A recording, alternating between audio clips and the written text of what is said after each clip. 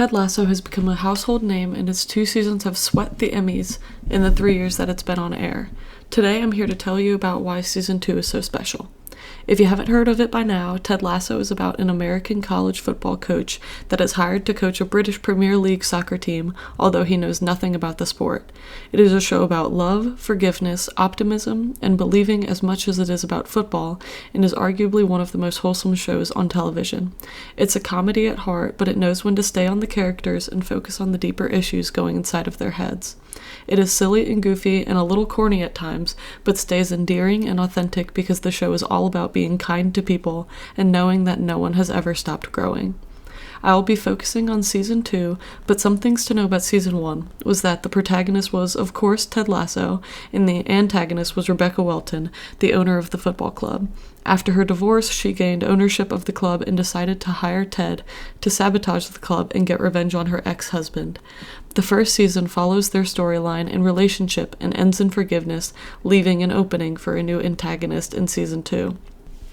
In Season 2, our protagonist is Ted Lasso, an upbeat and incredibly optimistic coach that is enthusiastic to lead his team to do their best in life as well as their sport.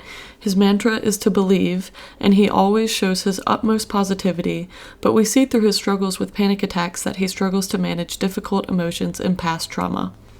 Our antagonist this season turns out to be Nathan Shelley, a kit man turned assistant coach that is very timid and struggles to stand up for himself. He comes off as a nice guy in Season 1, where Ted takes him under his wing and becomes sort of a father figure to him, and because of his expressive football knowledge, he is promoted to coach by the end of the season. After gaining this power, however, he feels the need to put other people down in order to prove his worth to himself and the people around him.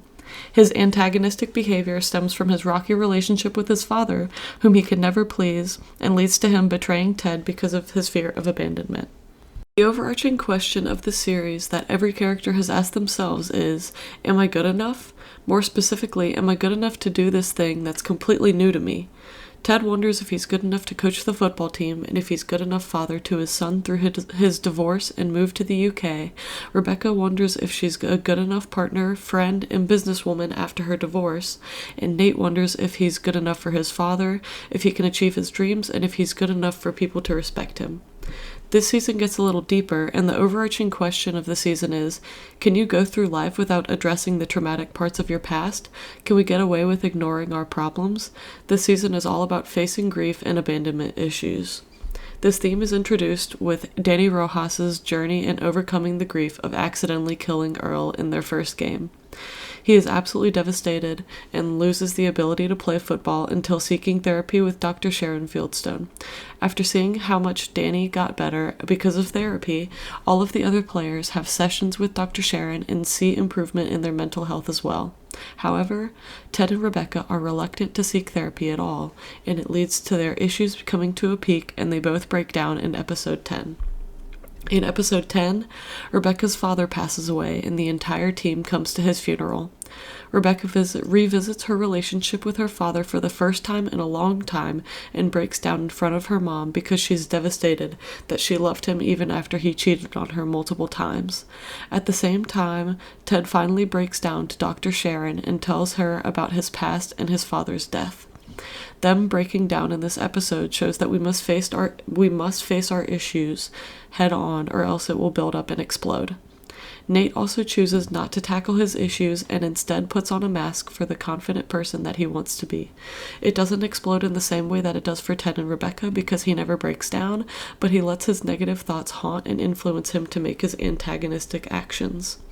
The ongoing obstacle this season is tackling your problems head on, and the way that this is visually shown is through the team's draw streak.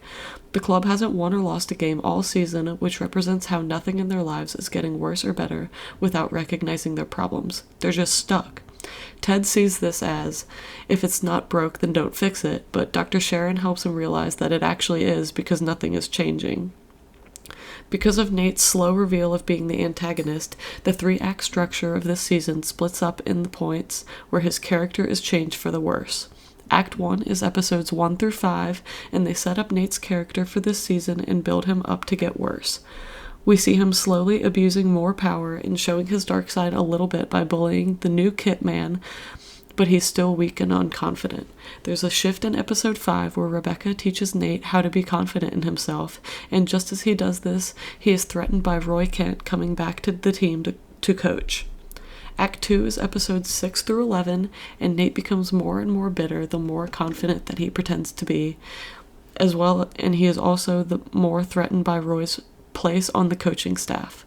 In episode 11, it is revealed that Nate is the villain and betrayed Ted by releasing Ted's personal struggles with anxiety to the press, and that's where we switch to the third act. This is just one episode, but it's where everything comes to a head. The obligatory scene happens between Ted and Nate where they confront each other, and Nate leaves the club to coach for a new club run by Rebecca's ex-husband. Episodes 4, 5, 8, 10, and 12 are the standout episodes of this season. They contribute to the 3-act structure and the overall question of the season, and also tackle themes of love, hope, and relationship between friends and family that we also see in the first season.